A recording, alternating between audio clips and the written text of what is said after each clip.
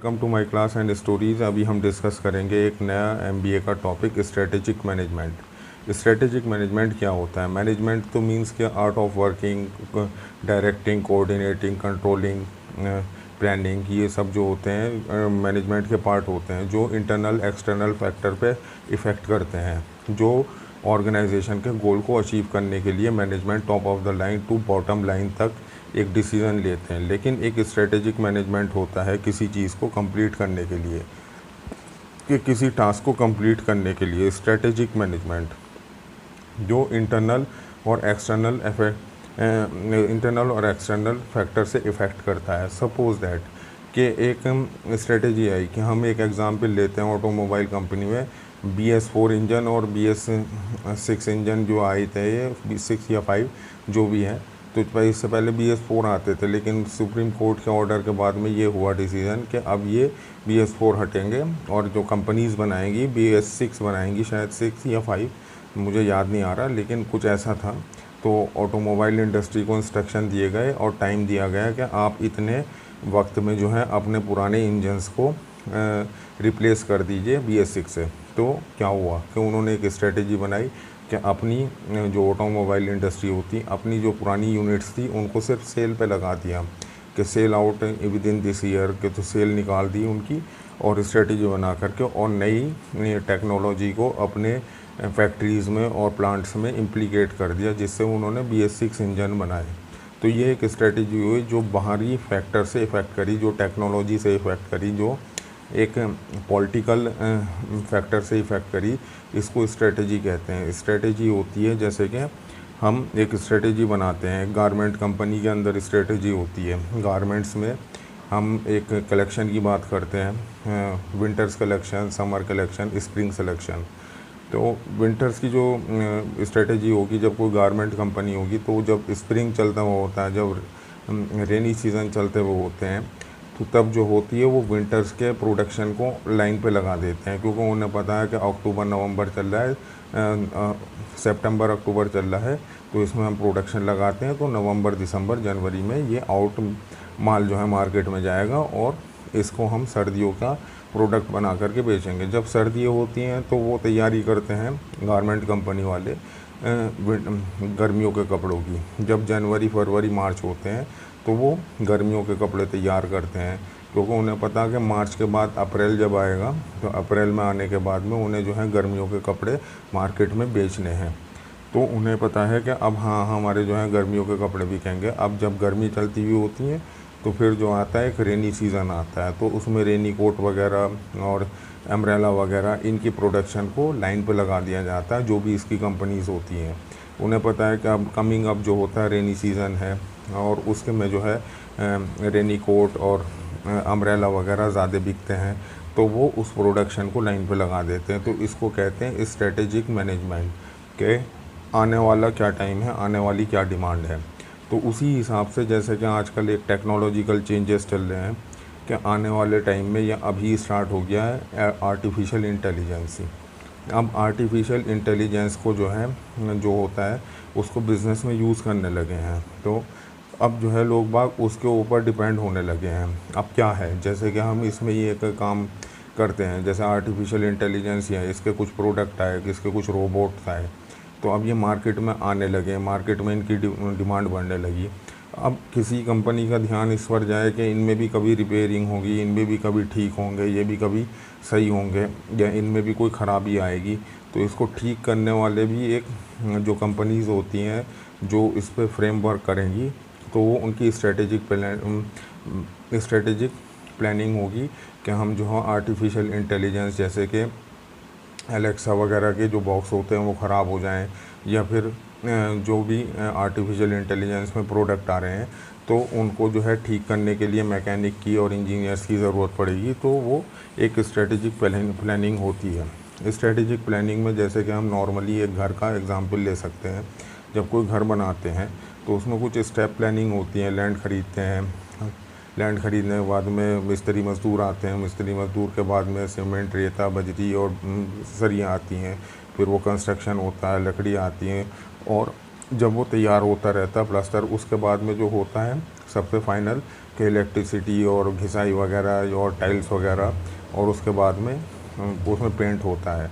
तो ये सब जो होती है स्ट्रेटजीज़ होती हैं। ऐसा नहीं है कि किसी घर को बनाने से पहले सबसे पहले पेंट ला के रख दिया जाएगा, या सबसे पहले इलेक्ट्रिसिटी के जो वो होते हैं बल्ब वगैरह वो ला के रख दिए जाएंगे। तो वो एक स्टेप होता है कंस्ट्रक्शन, फिनिशिंग और वुड एंड वर्क, और ये सब जो है कंप्लीट करने के बाद में फाइनल स्टेज पे जो काम होता है उसको वो करते हैं स्ट्रेटेजिक मैनेजमेंट, के इस तरीके से हमें काम को कंप्लीट करना है। This chapter covers the process of the strategy formulation till is the evaluation and the implementation। ये इस चैप्टर कवर करता है स्ट्रेटेजी को, फॉर्मुलेशन को, उसको लगाने को और उसके लागू होने तक। It also cover the different type of the decision taken formulating the strategy. ये बहुत सारे डिफरेंट डिसीजंस होते हैं जो फॉर्मुलेट करते हैं स्ट्रेटेजी को। It analyse the strategy, it's the formulation from the external internal environment prospectively. Strategy जो इफ़ेक्ट करती है वो इंटरनल एनवायरनमेंट और एक्सटर्नल एनवायरनमेंट दो से इफ़ेक्ट करती है।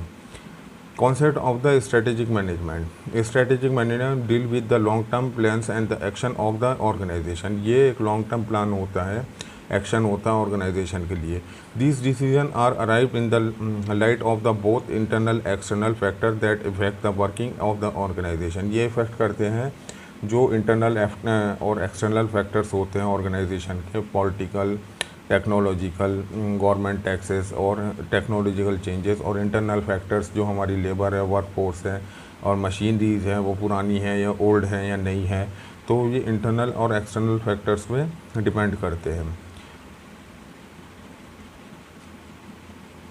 It need to scan the external internal environment to look out the possible threats and the deserve the strategy to work on the weakness। कि एक स्ट्रेटेजी होती है जो डिफरेंट टाइप की सिचुएशन में हमें उस काम को करना है। कोई अलग सी सिचुएशन आ जाती है, एक अलग सी सिचुएशन आती है किसी भी कंपनीज में, तो उसको कैसे टैकल करना है। मान के चलिए कि कोई टेक्नोलॉजी चेंज हो गई, हमारे पास टेक्नोलॉजी पुरानी है उस काम को कंप्लीट करने के लिए, तो पुरानी टेक्नोलॉजी को धीरे धीरे जो है उस प्रोडक्ट को बंद करेंगे और नई टेक्नोलॉजी को धीरे धीरे उसमें लेकर के आएंगे।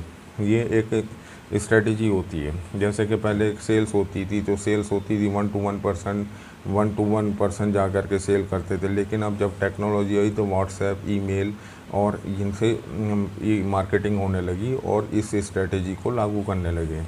Component of the strategy. Strategy is the plan through the help of an organization to achieve the long-term goal of the and mission. Strategy एक प्लान होता है जो लॉन्ग टर्म गोल को अचीव करता है और मिशन को अचीव करता है। They are formulated by the top management. ये टॉप मैनेजमेंट की तरफ से लिए हुए डिसीजंस होते हैं। Strategic management process. Environmental scanning, वही जो एनवायरमेंटल स्कैनिंग होती है जो हमारा political, economical, social, technological changes effect करते हैं किसी भी बिज़नेस पर, तो उसको एक्सटर्नल एनवायरमेंटल स्कैनिंग कहते हैं। स्ट्रेटेजी फॉर्मुलेशन, जैसे स्ट्रेटेजी को हम कैसे लागू करते हैं। इस्टेब्लिशिंग द ऑर्गेनाइजेशन ऑब्जेक्टिव, एक ऑर्गेनाइजेशन का ऑब्जेक्टिव डिस्क्राइब करेंगे तब strategy. Sorry for the interruption. तो एनवायरमेंटल स्कैनिंग जो होती है वो हमने डिस्कस कर ली थी। Strategic formulation, establishing the organisation objective, के ऑर्गेनाइजेशन का एक ऑब्जेक्टिव है, उसके सेल्स को, गुड्स को, सर्विस को हमें सेल करना है। सेल करने के बाद में उसको कैसे सेल करना है, कैसे अचीव करना है, क्या क्या रिसोर्सेज है, क्या क्या टारगेट्स हैं, क्या स्ट्रेटजीज़ होंगी, उसको इस्टेब्लिशिंग ऑर्गेनाइजेशन ऑब्जेक्टिव कहते हैं। इवोल्यूटिंग द ऑर्गेनाइजेशन एनवायरमेंटल, कि हम अपनी ऑर्गेनाइजेशन को समझें कि हमारी जो ऑर्गेनाइजेशन है वो कहाँ स्टैंड करती है, वो किस लेवल पे स्टैंड करती है, मार्केट में कितने कॉम्पिटिटर्स हैं, कितना उसको प्रोडक्ट को हम टारगेट करेंगे, अचीव करेंगे और अलाइन करेंगे जो प्रोडक्ट मार्केट में ऑलरेडी बड़े सप्लायर्स या मैन्युफैक्चरर बना रहे हैं। दूसरे, सेटिंग द क्वांटिटेटिव टारगेट, के क्वांटिटेटिव हमें टारगेट बनाना पड़ता है कि हमें सपोज दैट कि कोई ऑटोमोबाइल कंपनी है, तो कार की कोई कंपनी है, तो उसके सेल पर्सन को एक टारगेट दे दिया जाएगा, जो भी उसके डीलर्स में सेल पर्सन होंगे कि आपको 20 गाड़ी बेचनी है, तो उसको 20 गाड़ी बेचने का एक टारगेट दे दिया जाएगा कि आपको एक महीने में 20 गाड़ियाँ बेच करके दिखानी है। तो उसको 20 गाड़ी बेचने का एक टारगेट दे दिया जाएगा। ये होता है setting the quantitative target. Function decisions, functional decisions क्या होते हैं?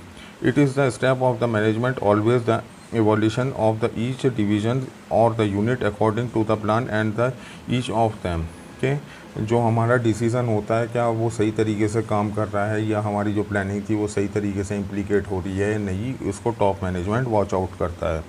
परफॉर्मेंस एनालिसिस कि परफॉर्मेंस एनालिसिस क्या होता है कि हमारा जो परफॉर्मेंस है वो नेगेटिव जा रहा है, अच्छा जा रहा है, बुरा जा रहा है या बहुत पॉजिटिव जा रहा है, तो उसका परफॉर्मेंस एनालिसिस स्कोर बोर्ड होता है। तो उस पर जो सेल्स है, मान के चलिए किसी गुड्स की सेल्स है या सर्विस की सेल्स है कि वो किस वे में जा रही है, अच्छी जा रही है, बुरी जा रही है या कम जा रही है, जैसे भी होता उसका एक एनालाइजिंग होती है।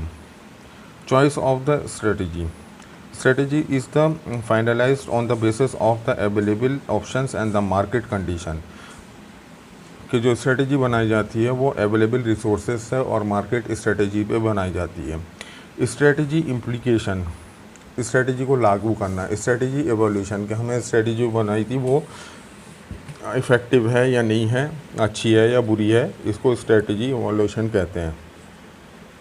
Strategy analysis, decision strategy analysis, external analysis क्या होता है?